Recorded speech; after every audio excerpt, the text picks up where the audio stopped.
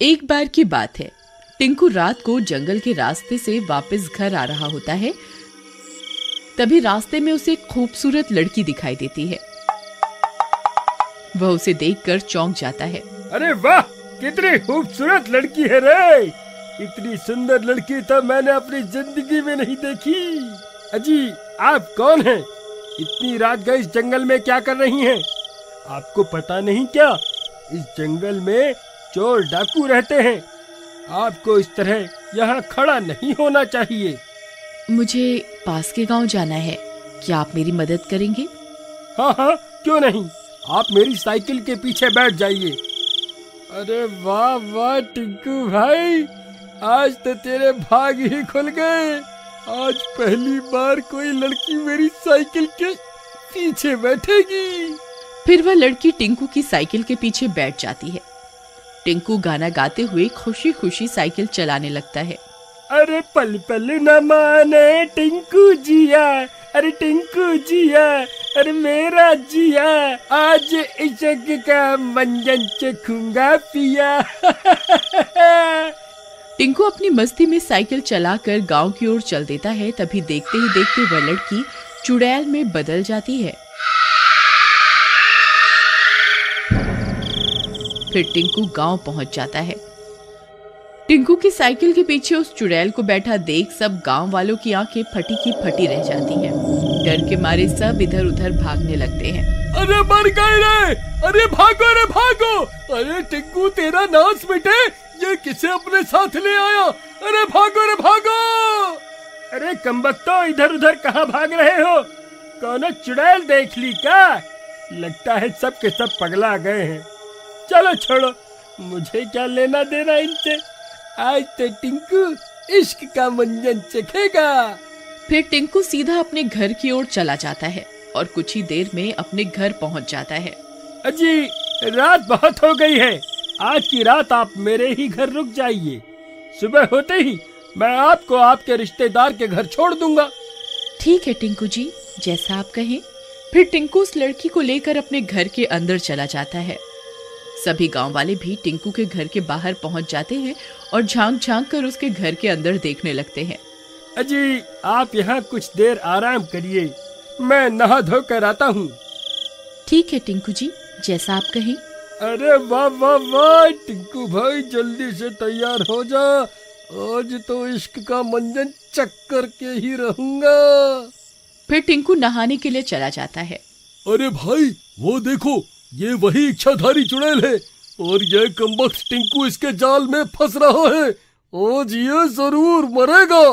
भाई, हमें टिंकू को किसी भी तरह इस लड़की की सच्चाई बतानी ही होगी, नहीं तो ये उसका खून पी जाएगी।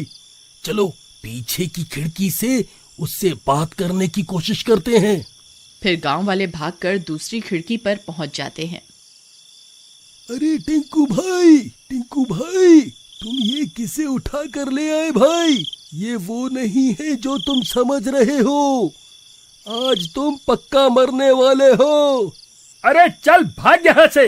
मुझे पता है तुम सब गांव वाले मुझसे जल रहे हो। चलो निकलो यहाँ से।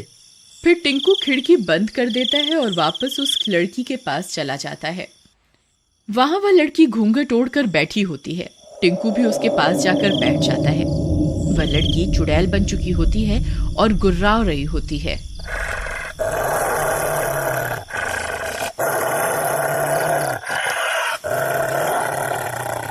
अजी, क्या मैं आपका घूंघट उठा सकता हूँ?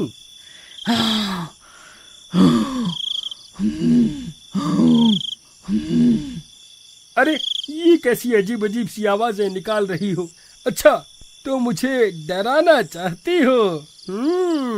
लेकिन मैं नहीं डरने वाला। आओ ना, अब मुझे इश्क का मंजन चखाओ ना। ये टिंकू कब से इंतजार कर रहा है। फिर जैसे ही टिंकू उसका घूंघट उठाता है, उसकी आंखें फटी की फटी रह जाती हैं।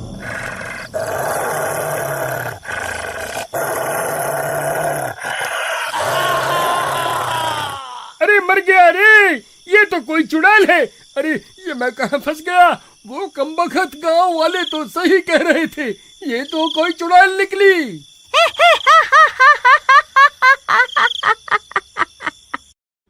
आओ ना टिंकू जी, क्यों डर गए? इधर आओ ना, मैं अभी आपका जिया धड़काती हूँ ना। अरे नहीं नहीं चुड़ैल बहन, मुझे आपसे अपना जिया नहीं धड़कवाना, मुझे माफ कर दो। मैं तो आपकी सुंदरता को देखकर फिसल गया था। अरे मर गया। अरे अब क्या करूं?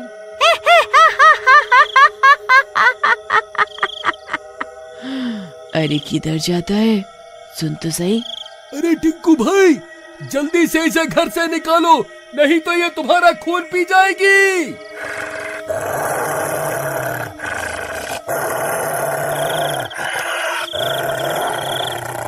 अरे भागो रे भागो, अरे मर गया रे, आज तो मैं बहुत बुरा फंस गया। फिर टिंकू भागकर घर से बाहर निकल जाता है। अरे नास मिटो, सीधा सीधा नहीं बोल सकते थे कि ये चुड़ैल है। अरे भाई, हमें क्यों दोष दे रहे हो भाई? तुम खुद उसके प्यार में पागल हो रखे थे, हम क्या करते? अरे भाई, अब ये सोचो कि इस चुड़ैल का क्या करना है। हम ज्यादा देर तक इसे घर में नहीं रोक पाएंगे, आजाद होते ही ये हम सबका खून पी जाएगी। भाई, हमें इस चुड़ैल को किसी तरह इस घर से निकालकर उस मंदिर के पास लेकर जाना होगा। लेकिन भाई, हम ऐसा करेंगे कैसे? मेरे पास एक तरकीब है। फिर वे सब गांव वाले टिंकू को पकड़ लेते हैं और जबरदस्ती उसे भूत का भेष पहना देते हैं। अरे नास मीटो, ये क्या कर रहे हो? मुझे भूत क्यों बना रहे हो? अरे टिंकू भाई, तुम भूत का भेष बदल कर चुड़ैल के पास जाओ। ये चुड़ैल तुम्हें अपनी बिरादरी का समझकर तुम्हारे ऊपर विश्वास कर लेगी। लेकिन भाई, उसने मेरी असलियत पहचान ली तो मेरा क्या होगा? अरे भाई, कुछ नहीं होगा, तुम डरो मत। अगर तुम पकड़े गए तो हम सब तुम्हारी मदद करने वहाँ पहुँच जाएंगे। फिर टिंकू भूत का भेष बदल कर चुड़ैल के पास जाता है। ए चुड़ैल, देखो मैं तुम्हें बचाने के लिए आया हूँ, जल्दी से मेरे साथ चलो, नहीं तो ये सब गांव वाले तुम्हें मिलकर मार देंगे।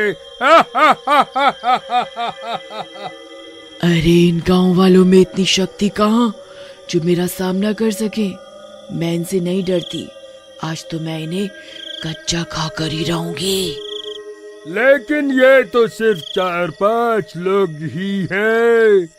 मेरे साथ पास के गांव में चलो, वहाँ बहुत सारे लोग हैं, हम दोनों मिलकर उनका शिकार करेंगे।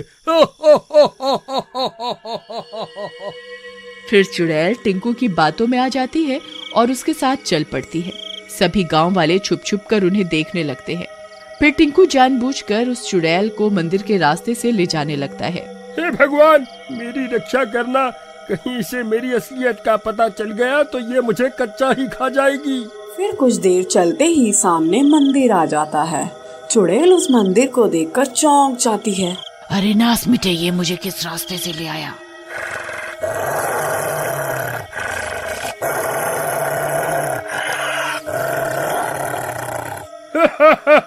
चुड़ैल जी, मैं तो आपको सही रास्ते से ले जा रहा था, अब अचानक से ये मंदिर सामने आ गया, तो मेरी क्या गलती है? फिर वो चुड़ैल मंदिर की ओर देखकर डरने लगती है। तभी टिंकू उस चुड़ैल को पीछे से धक्का मारकर जमीन पर गिरा देता है। तभी मंदिर रोशनी से जगमगा उठता है। मंदिर की सारी घंटियां खुद ब खुद बजने लगती हैं।